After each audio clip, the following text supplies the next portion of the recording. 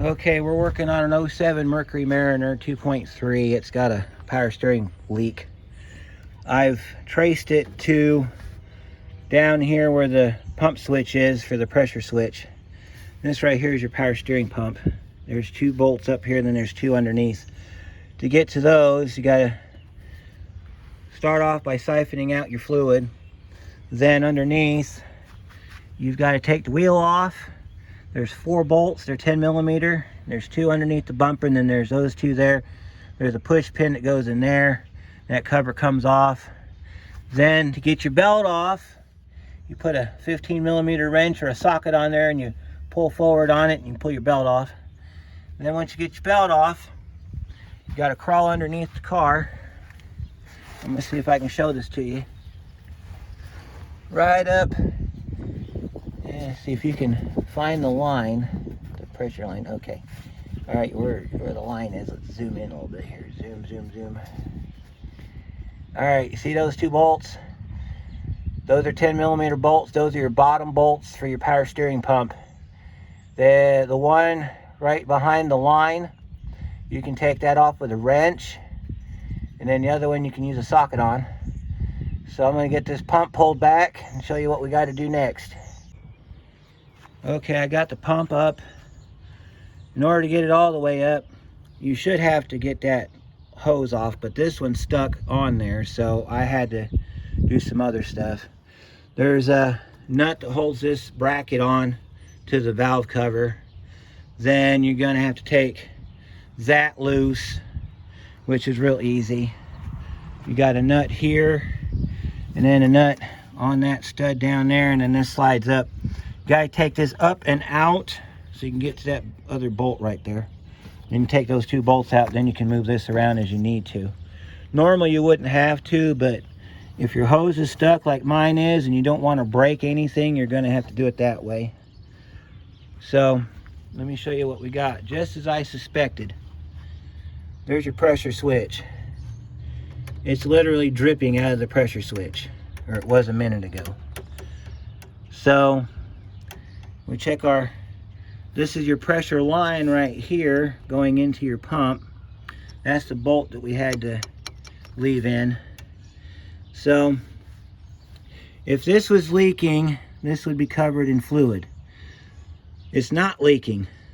So what's happening is the fluid's coming out of the switch, running down, and of course gravity sends it downward. So we can see our upper hose from our reservoir to our pump is good because it's nice and dry. Our switch is wet. Back of our pump's good, so we don't have to worry about that.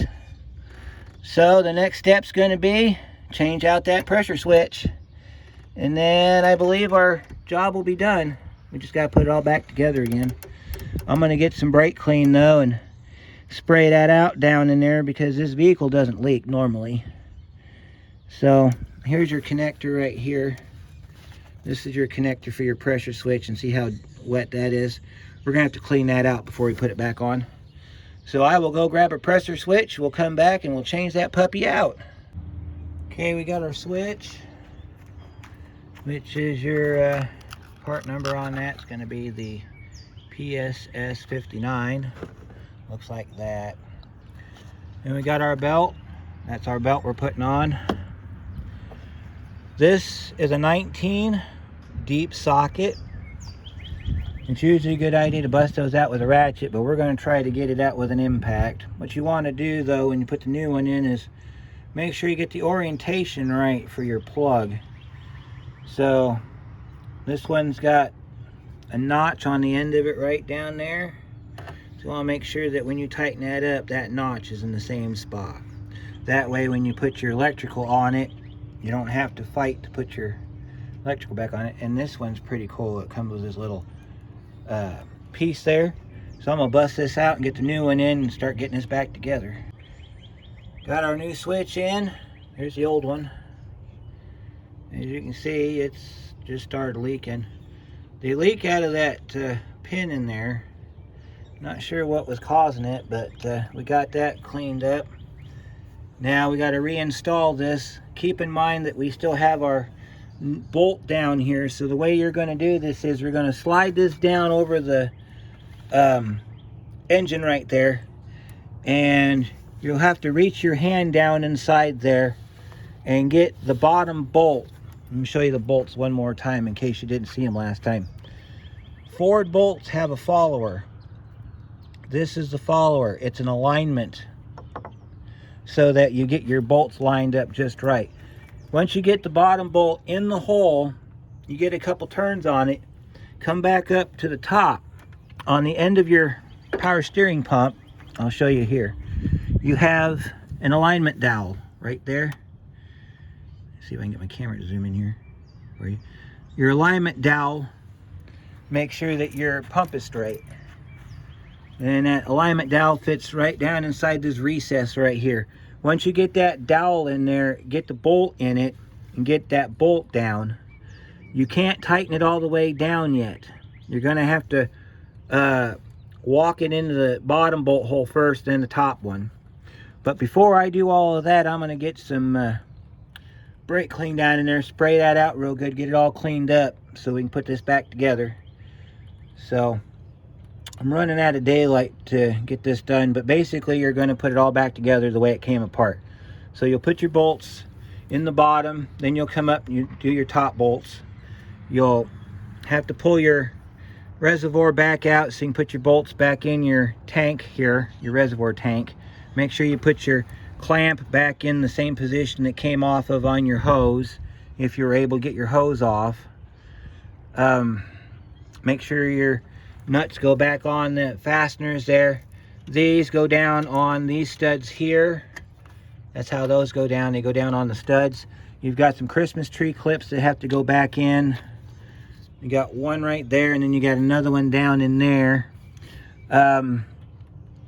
Before you put this in, it would not be a bad idea to go ahead and hook up your connector. Of course, they just snap in, so you want to clean out your connector too, because you're going to have, let me see if we got, yeah, we got garbage inside there. So you want to get some electrical connector spray, and I've got some of that. Spray that out real good. You do not need to put dielectric grease in it.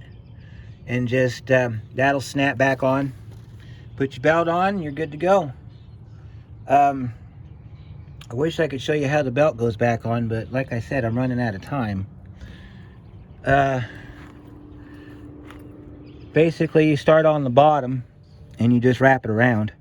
If it's got a flat, then the back of the belt goes on it. If it's ribbed like this, then the front of the belt goes on it, and you just wrap it around. Most vehicles, this one has it on here. You just look at your diagram right there. That's your crank, that's your air conditioner, that's your power steering. Then you've got your water pump right there. That's your idler, your alternator's back here, and that's your tensioner right there. So hopefully this will help you out, and we'll catch you on the next one. So did you honestly think I was gonna do a video and not give you an end reveal? Well, let's take a look, folks. We changed the power steering pressure switch on this Mariner yesterday, and checking underneath, and everywhere I wiped off is not wet. It's all nice and dry. This is underneath, so let's show you up top real quick. I just checked our fluid level, and our fluid level is at max where it needs to be. It did not lose any fluid last night. Take a look at that, nice and dry. I'll put a light on our switch so you can see where our switch is. Down there. And let's see if my flashlight will work here. There we go. There's our switch. Brand new switch, not leaking. By the way, what I forgot to mention was when you put that in, you run it till it stops. You don't torque it down because it's got an O-ring on it. And that little mark I showed you lined right up perfectly. Put the clip, the electrical on before you put the pump down. It's a lot easier, trust me. Because if you see where my flashlight's at, there's very little room to move around in there after you get this thing bolted down. Also, on the bottom bolt that gets trapped by the pressure line, you want to line that up and then put a bolt in the opposite corner for the top, goes right in, lickety split. So on the belt, because we had to do a belt yesterday, the way that I had to do it was you get it wrapped around, and then when you get ready, because you got to pull it down from the top, from between the power steering pump and the alternator, because you got an idler pulley that this goes onto. Best way to do that is to get your belt routed around, and then you take your tool that you're going to use to activate the tensioner. You pull down all the way down, and you slide it underneath the tensioner, and it'll go on. Took me about an hour to get the belt on last night because it got dark, but it runs, it drives, and everything it's supposed to do. So we're going to send it home today and on to the next.